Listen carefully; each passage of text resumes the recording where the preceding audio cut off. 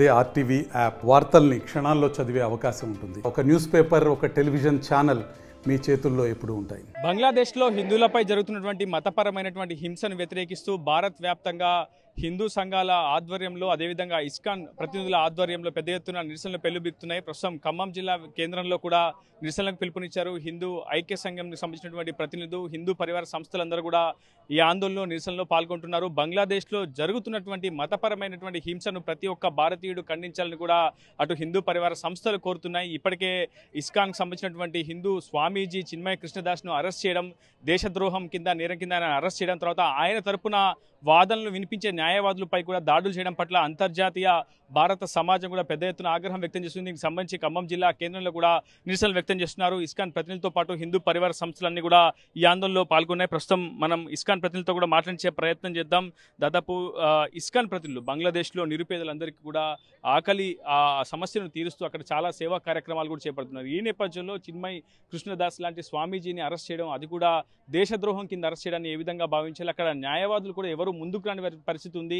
బంగ్లాదేశ్ కోర్టులో ఆయన తరపున వాదనలు వినిపించడానికి కూడా ఏ ఒక్క న్యాయవాది కూడా ధైర్యం చేయలేని సిచ్యువేషన్ అక్కడ నెలకొంది. అక్కడ ఈ సిచ్యువేషన్ ఏంటి ప్రజెంట్? హరే కృష్ణ. ఇప్పుడు మనకి బంగ్లాదేశ్లో హిందువులపై జరుగుతున్నటువంటి అన్యాయాన్ని మనమందరం కూడా వార్తల్లో చూస్తున్నాము. సో ఇస్కాన్ సంస్థ కొన్ని పదుల సంవత్సరాలు అంటే 1970 నుంచి అనేక సంక్షేమ కార్యక్రమాలు చేస్తూ అక్కడ ఆకలి దప్పికల్లో ఉన్నటువంటి ప్రజలందరికీ కూడా హరినామం చేసి వాళ్ళందరూ కూడా ఫండ్స్ కలెక్ట్ చేసి ఎన్నో సంక్షేమ కార్యక్రమాలు ముఖ్యంగా ఆకలి తీర్చడం జరిగింది. అలాంటి సంస్థ హిందువులందరినీ ఏకం చేస్తూ ప్రపంచవ్యాప్తంగా ఒక వసుదైవ కుటుంబాన్ని ఏర్పాటు చేస్తున్నటువంటి సంస్థ మీదనే ఈరోజు వాళ్ళు ముస్లిమ్సు అదేవిధంగా తీవ్రవాదులు వాళ్ళందరూ కూడా దాడి చేస్తూ దాన్ని అణచడానికి ప్రయత్నిస్తున్నారు. ముఖ్యంగా బంగ్లాదేశ్లో ఉన్నటువంటి మైనార్టీల మీదనే వాళ్ళందరినీ కూడా మనం ఈ పరిస్థితుల్లో వాళ్ళందరినీ కూడా రక్షించి వాళ్ళ యొక్క హక్కుల్ని, మానవ హక్కుల్ని పరిరక్షించాల్సిన బాధ్యత ఉంది. భారతదేశంలోని ప్రతి పౌరుడు, ప్రపంచవ్యాప్తంగా ఉన్నటువంటి ప్రతి హిందూ సనాతన ధర్మాన్ని ఫాలో అయ్యేటువంటి ప్రతి వ్యక్తి కూడా దీన్ని ఖండించి మానవ జాతికి జరుగుతున్నటువంటి అన్యాయాన్ని ఎదిరించి మనందరం కూడా ఏకతాటిపై నిలబడి భగవంతుని ప్రార్థించి మనందరం కూడా ఇంకా ముందుకు వెళ్లాల్సినటువంటి బాధ్యత ఉంది. మనం సుమారు బంగ్లాదేశ్లో 17 కోట్ల మంది జనాభా ఉంటే అందులో 8% పైగా హిందువులే ఉన్నారు. సో అక్కడ సిచ్యువేషన్ ఏంటి? ఇళ్లపై దాడులు జరుగుతున్నాయి, దుకాణదారులపై దాడులు జరుగుతున్నాయి, హిందువుల పరివార సంస్థలపై కూడా పెద్ద ఎత్తున దాడులు జరుగుతున్నాయి. అక్కడ సిచ్యువేషన్ ఏంటి? భారత ప్రభుత్వం ఎటువంటి పిలుపునిస్తున్నారు? మీరు భారత ప్రభుత్వాన్ని కూడా ఏం డిమాండ్ చేస్తున్నారు? మత ప్రాతిపదిక మీద 1947లో భారత్ పాకిస్తాన్లు విడిపోయిన తర్వాత 1971లో బంగ్లాదేశ్ అనే దేశం ఏర్పడటానికి మూల కారణం మన దేశం. ఆనాడు ముజిబుర్ రహమాన్ పెద్ద ఎత్తున ఆ దేశంలో విప్లవం తీసుకొచ్చినప్పుడు ఆనాటి మన ప్రధాని ఇందిరాగాంధీ కారణంగానే, మన సైన్యం కారణంగానే బంగ్లాదేశ్ ఏర్పడ్డది. కానీ ఆనాడు ఉన్నటువంటి హిందువుల సంఖ్య ఈనాటికి అది 10% పడిపోయింది. అట్లాంటి పరిస్థితులు ఈనాడు బంగ్లాదేశ్లో ఉన్నాయి. ఈనాడు మొన్న కరోనా కాలంలో కూడా అక్కడ ఉన్నటువంటి ముస్లింలందరినీ కాపాడింది ఇస్కాన్ సంస్థ.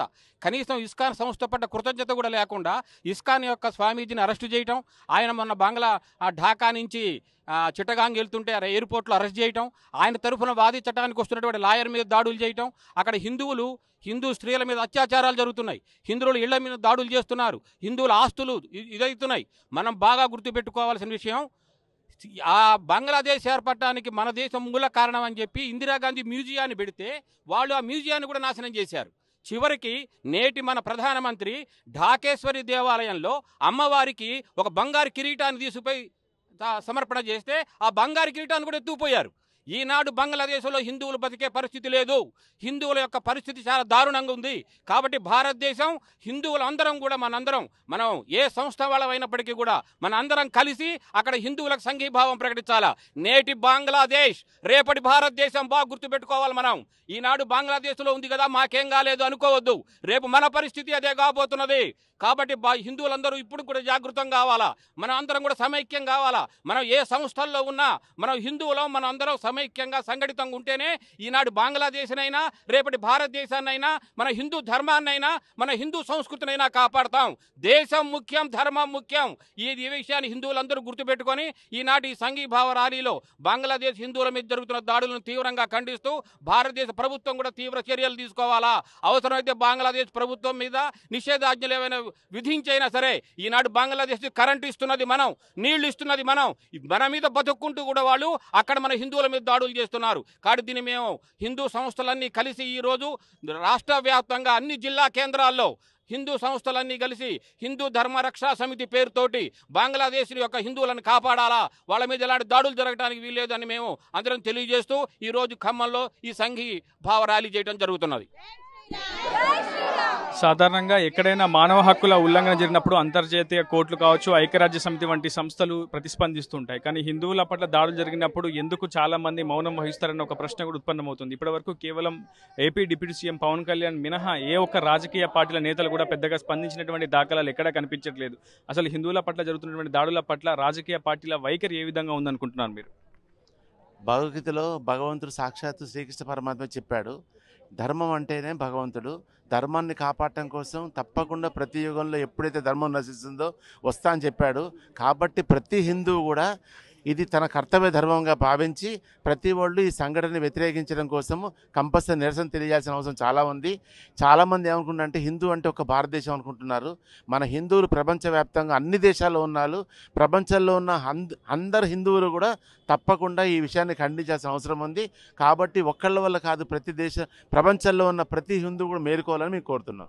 మొత్తంగా ఆందోళనల ద్వారా ఒకటే అంశాన్ని వాళ్ళు తెర మీద తీసుకొస్తున్నారు. ఖచ్చితంగా భారతీయ సమాజం అంతా కూడా ఏకం కావాల్సినటువంటి అవసరం ఉంది. బంగ్లాదేశ్లో హిందువులపై జరుగుతున్నటువంటి మతపరమైనటువంటి దాడులను కూడా వ్యతిరేకించాల్సినటువంటి అవసరం ఉంది. ప్రతి ఒక్కరు కూడా ఈ అంశంపై స్పందించాలని కూడా పెద్ద ఎత్తున హిందూ ధర్మరక్షణ వేదిక ఆధ్వర్యంలో చేసినటువంటి నిరసన కార్యక్రమాల్లో ఆ హిందూ పరివార సంస్థల ప్రతినిధులతో పాటు ఇస్కాన్ ప్రతినిధులంతా కూడా ఆందోళన వ్యక్తం చేస్తున్నారు. ఖమ్మం జిల్లా కేంద్రంలోని పెవిలియన్ గ్రౌండ్ నుంచి పెద్ద ఎత్తున భారీ ర్యాలీగా ప్రస్తుతం ప్రదర్శనగా వాళ్ళంతా వెళ్లేందుకు సిద్ధమవుతున్నారు.